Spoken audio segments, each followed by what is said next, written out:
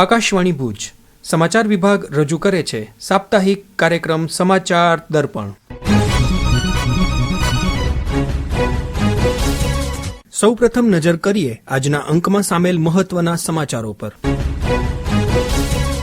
Deendayal port કંડલાએ નાણાકીય વર્ષ 2024-25માં cargo હેન્ડલિંગમાં 150 MMTનો અભૂતપૂર્વ આંકડો પાર કરી પ્રાપ્ત કર્યું નવું સીમા ચિહ્ન.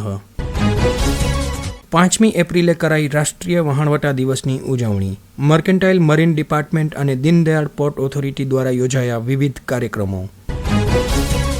અને જિલ્લાભરની માધ્યમિક અને ઉચ્ચતર માધ્યમિક શાળાઓમાં આજથી પરીક્ષાનો પ્રારંભ. દેશના અગ્રણી દરિયાઈ પ્રવેશદ્વાર તરીકે જાણીતા દીનદયાળ પોર્ટ કંડલાએ નાણાકીય વર્ષ 2024-25માં કાર્ગો હેન્ડલિંગમાં 150 મિલિયન મેટ્રિક ટનનો અભૂતપૂર્વ આંકડો પાર કરી નવું સીમાચિહ્ન પ્રાપ્ત કર્યું છે.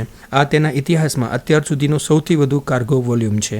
દીનદયાળ પોર્ટ ઓથોરિટીના ચેરમેન સુશીલ કુમાર સિંઘે આ અંગે આ મુજબ જણાવ્યું હતું. इस बार कांडला पोर्ट ने अपना रिकॉर्ड परफॉर्मेंस दिखाया है और जो हम लोगों ने मिशन टारगेट सेट किया था 150 मिलियन टन्स का इस साल का, तो उसको अचीव किया है और 150.16 मिलियन टन्स पे हम लोगों ने इस साल क्लोज किया है फाइनेंशियल ईयर 24-25 को.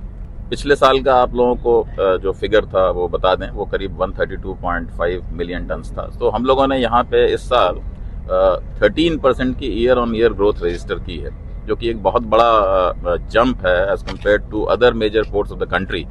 बाकी मेजर पोर्ट्स जो देश के हैं वो 5 या 6% के आसपास ही उन्होंने ग्रो किया है, बट कांडला पोर्ट ने 13% की ग्रोथ रजिस्टर की है, जो अपने आप में एक बहुत बड़ा रिमार्केबल परफॉर्मेंस है. और इसके लिए जो हमारी टीम है, जिसमें ऑफिसर्स हैं, यहाँ के जो मजदूर भाई बहन हैं, और जो पोर्ट यूजर्स हैं, जो स्टेक होल्डर्स हैं, एक्सपोर्टर्स इंपोर्टर्स हैं, शिपिंग एजेंट्स हैं, कस्टम एजेंट्स हैं, और हमारे जो सिस्टर ऑर्गेनाइजेशंस हैं यहाँ पे, उनका बहुत बड़ा कंट्रीब्यूशन है.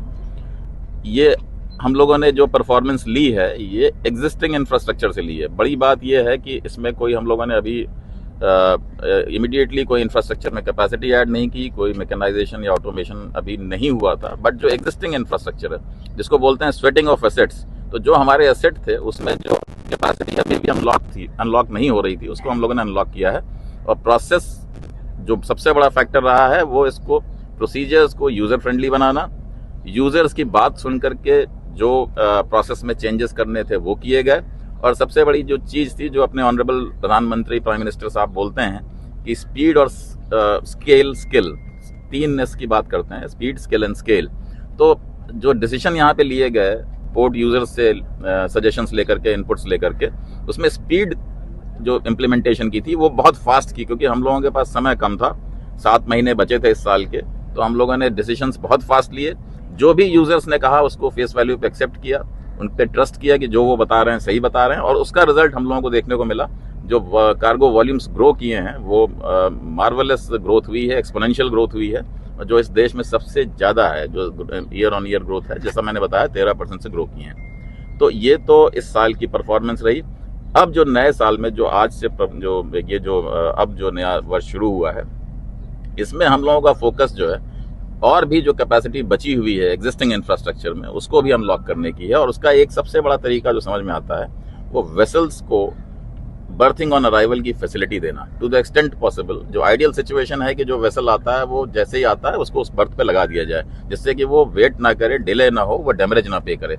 तो ये हम लोग अब कोशिश करेंगे कि किस तरह से अपने सिस्टम को इस तरह से रीअलाइन करें, रीट्यून करें कि जो वेसल्स आते हैं उनको कम से कम वेटिंग टाइम के साथ वो बर्थ मिल जाए, जिससे कि उनका ऑपरेशन शुरू हो सके.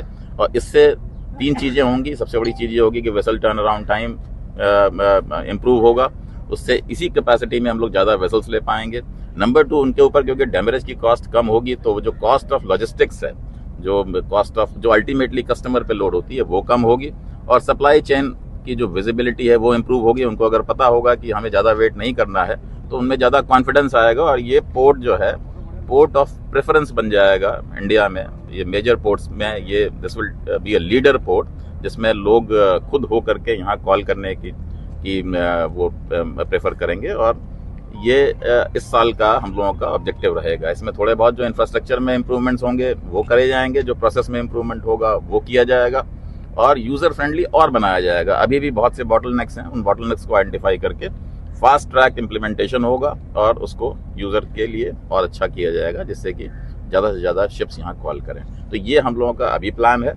कार्गो के अलावा जो एक बड़ा फील्ड है जिसमें कांडला पोर्ट लीड ले रहा है वो है ग्रीन हाइड्रोजन का फील्ड। जैसा आप सब लोगों को पता होगा, Kandla has been declared as one of the green hydrogen hubs of the country. National green hydrogen mission में ये कांडला में एक इकोसिस्टम डेवलप करना है green hydrogen, green ammonia, methanol का।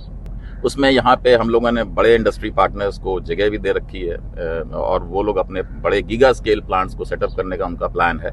मीनवाइल लीडरशिप की जो पोजीशन है उसको तेजी से बढ़ाया जाए। अगेन वो स्पीड की जो बात होती है, कांडला पोर्ट ने अपने ऊपर ये रिस्पॉन्सिबिलिटी ली है कि एक डेमोन्स्ट्रेशन प्लांट 1 मेगावाट का ग्रीन हाइड्रोजन यहाँ सेटअप किया जाए।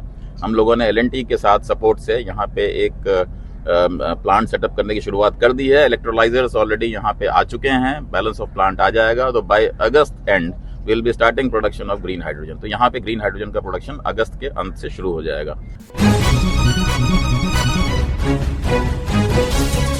5મી એપ્રિલે રાષ્ટ્રીય વહાણવટા દિવસની ઉજવણી કરવામાં આવી। વહાણવટાનું મહત્વ અને દરિયામાં મહિનાઓ વિતાવનારા લોકો પ્રત્યે કૃતજ્ઞતા વ્યક્ત કરવા દર વર્ષે 30 માર્ચથી 5 એપ્રિલ સુધી મર્ચન્ટ નેવી વીક ઉજવવામાં આવે છે, જે 5 એપ્રિલે રાષ્ટ્રીય વહાણવટા દિવસની ઉજવણીમાં પરિણમે છે। મર્કેન્ટાઇલ મરીન ડિપાર્ટમેન્ટ અને દીનદયાળ પોર્ટ ઓથોરિટી દ્વારા આ નિમિત્તે મરીન ફ્લેગ હોસ્ટિંગ, માસ રન, મેરીનો વોક, યોગ સત્ર સહિતના અનેકવિધ કાર્યક્રમોનું આયોજન કરવામાં આવ્યું હતું।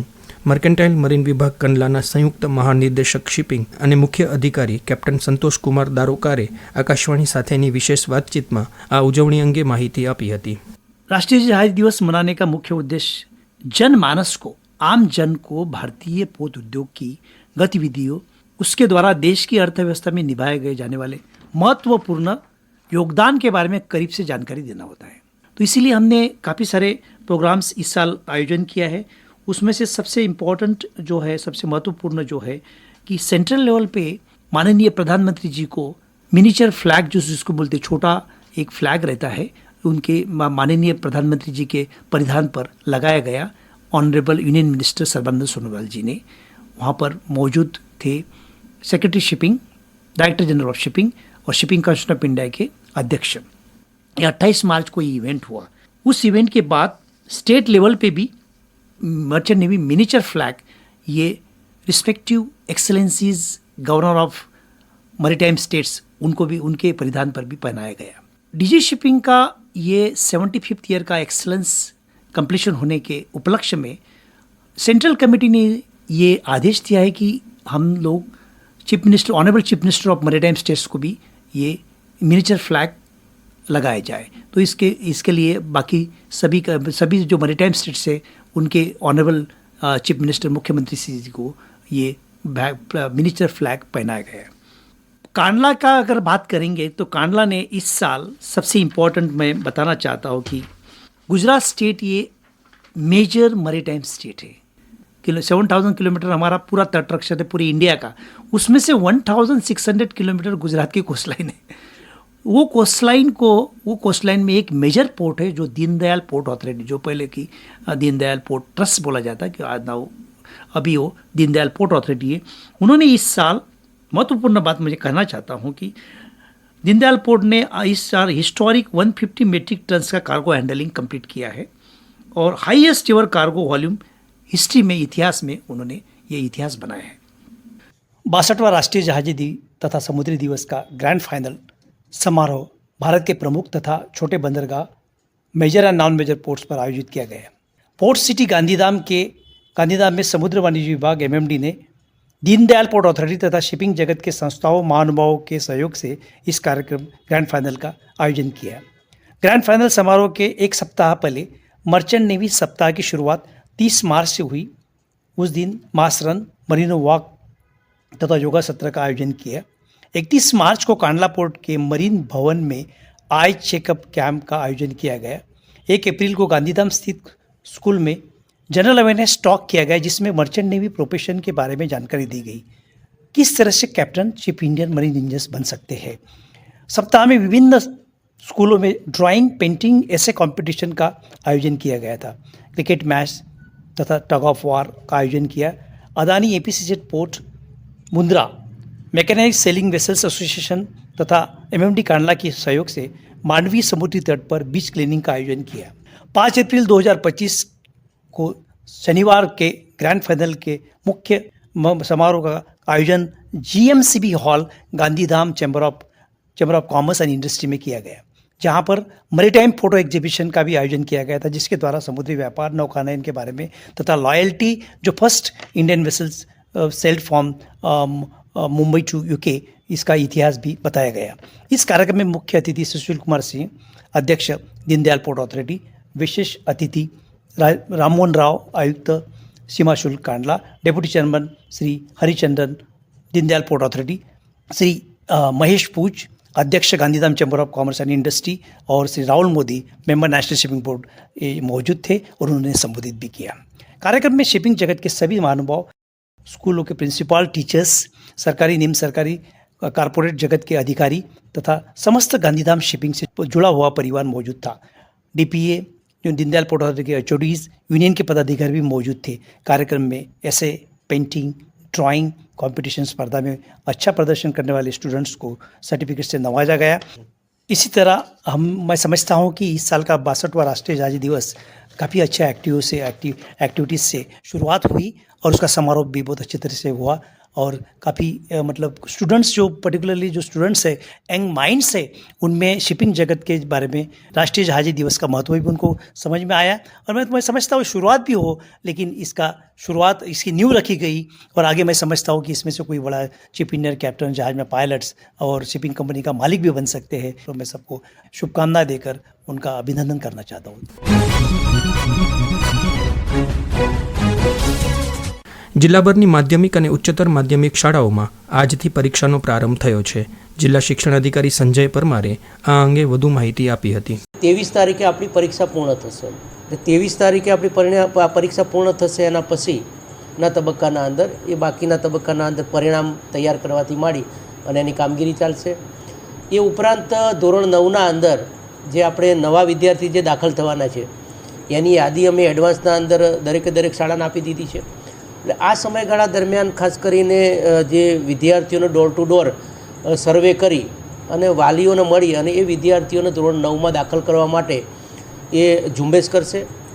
અને ત્રીજા નંબરના અંદર 12 તારીખના રોજ આપણી જે પરીક્ષા છે આપણી જ્ઞાન સાધનાની, એ સંદર્ભે 12 તારીખનું જે પેપર છે એ 21 તારીખે લઈ શકાશે, અથવા કમ્પ્યુટરનું પેપર હોવાથી 1 જ કલાકનું પેપર છે, 12 તારીખે 8 થી 9ના દરમિયાન એ લઈ શકશે. અને 23 તારીખે આપણી સમગ્ર પરીક્ષા પૂર્ણ થશે અને સમગ્ર આપણું નવું સત્ર શરૂ થશે. એ પહેલાં જે આપણી ભરતીની અત્યારે કાર્યવાહી ચાલુ છે, તો લગભગ 530 જેટલા ઉમેદવારોનું વેરિફિકેશન થયું છે. તો એ નવા જે આપણા વેકેશન સમયગાળા દરમિયાન એ નવી ભરતી થશે અને જે નવું સત્ર ખુલશે એના અંદર આપણી તમામે તમામ ઘટ પૂર્ણ થશે. ખાસ કરીને જે શિક્ષકોની ટ્રાન્સફર થઈ છે એ પણ આ પરીક્ષાનો જે સમયગાળો પૂર્ણ થશે એના પછી એમને છૂટા કરવાની કાર્યવાહી કરીશું અને નવા શિક્ષકોને હાજર કરવાની કાર્યવાહી થશે. અને આ સાથે સમાચાર દર્પણનો આજનો અંક અહીં પૂરો થયો. ફરી મળીશું આવતા સોમવારે નવા અંક સાથે. સંકલન, રજૂઆત અશરફ નથવાણી અને પરેશ મારું.